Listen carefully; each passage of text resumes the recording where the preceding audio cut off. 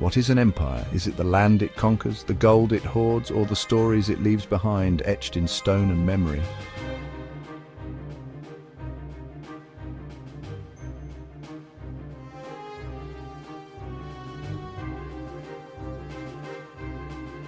Imagine an empire born from the dreams of a fugitive prince, an empire of poets and warriors, architects and assassins. An empire that would unite a fractured subcontinent and create some of the most breathtaking wonders the world has ever seen.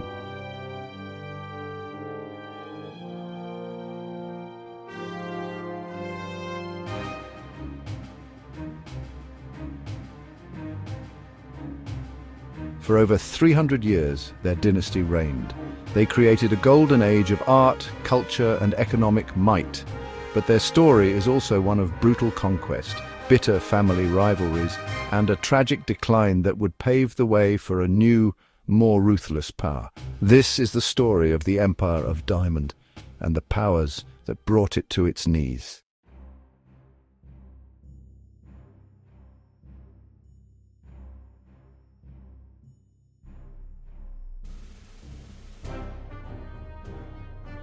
Our story begins not in India, but in the harsh, windswept plains of Central Asia. The year is 1494. A 12-year-old boy named Babur inherits a tiny kingdom, the Fergana Valley. He carried the blood of two of the most feared conquerors in history. On his father's side, he was a descendant of Timur, and through his mother he claimed lineage from Genghis Khan.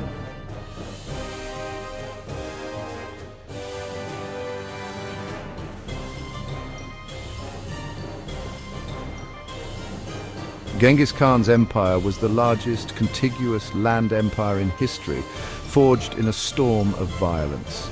Babur inherited the Mongol ambition for conquest, but he was a different kind of warrior. While Genghis was a product of the harsh steppe, Babur was a man of refined tastes who wrote poetry and yearned for a stable kingdom.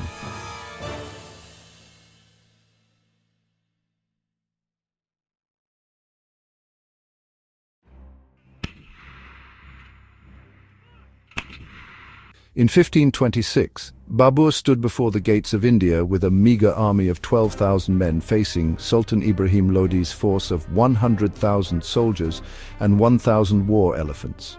But Babur had gunpowder. When Lodi's elephants charged, they met cannon fire. The panicked beasts trampled their own men. The Mughal Empire was born.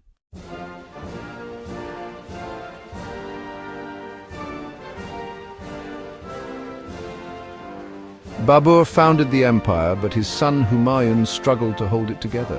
It would be his grandson, who ascended the throne as a boy of 13, who would truly forge the Mughal state. His name was Akbar, and he would be called the Great.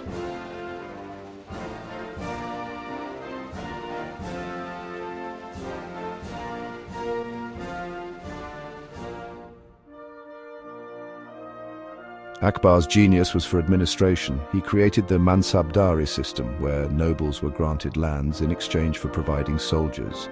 He standardized currency and reformed the tax system. At its peak, the Mughal treasury held more wealth than the entire treasury of France.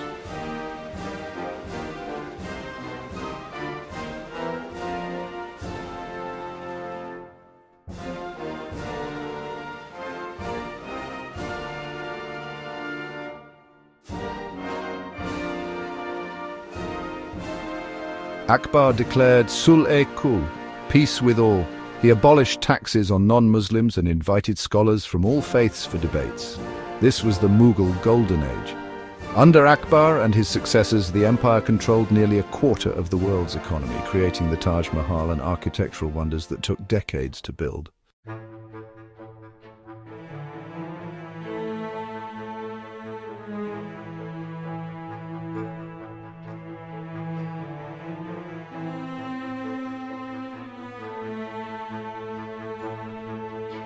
The Mughal succession was based on blood.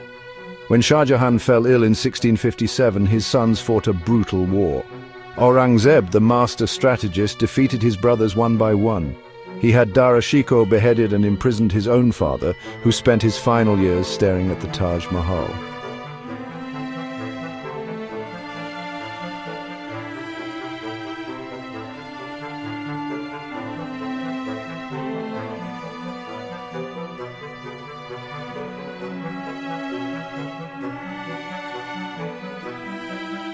Aurangzeb ruled for nearly 50 years, expanding the empire to its greatest extent, but he reversed Akbar's tolerance, reinstated taxes on non-Muslims, and destroyed Hindu temples. His endless wars bled the treasury dry and ignited rebellions.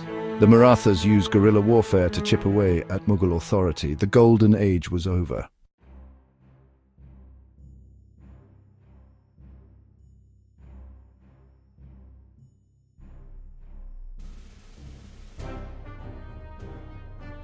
When Aurangzeb died in 1707, the empire began to crumble.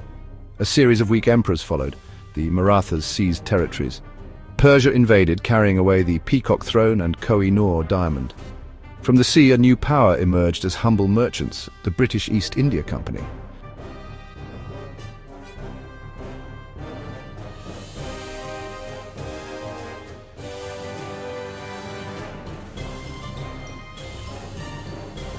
The British Empire was different, built through naval supremacy and trade, not just conquest. They controlled through economics and technology. At Plassey in 1757, through treachery and firepower, the company seized Bengal. They now had wealth to fund expansion across the entire subcontinent. In 1857, the Indian Rebellion erupted. Indian soldiers declared the 82-year-old Mughal Emperor their leader. The rebellion was crushed brutally. The British took direct control, establishing the Raj. Bahadur Shah Zafar, last of Genghis Khan's line to rule India, died in exile, a poet king without a kingdom.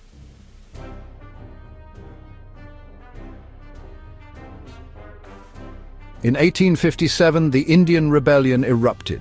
Indian soldiers declared the 82-year-old Mughal Emperor their leader. The rebellion was crushed brutally. The British took direct control, establishing the Raj. Bahadur Shah Zafar, last of Genghis Khan's line to rule India, died in exile, a poet king without a kingdom.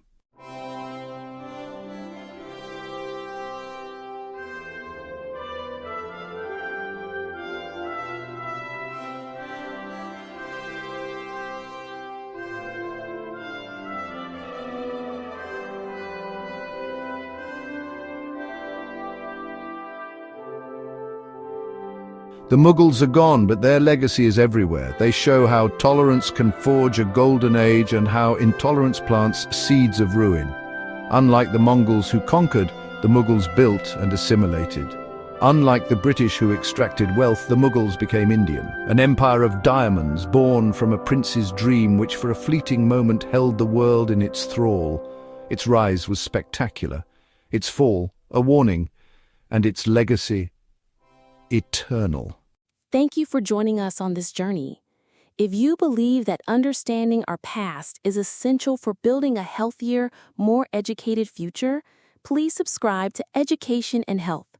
What lessons did you take away from the empires? Share your thoughts in the comments below. Until next time, stay curious and stay well.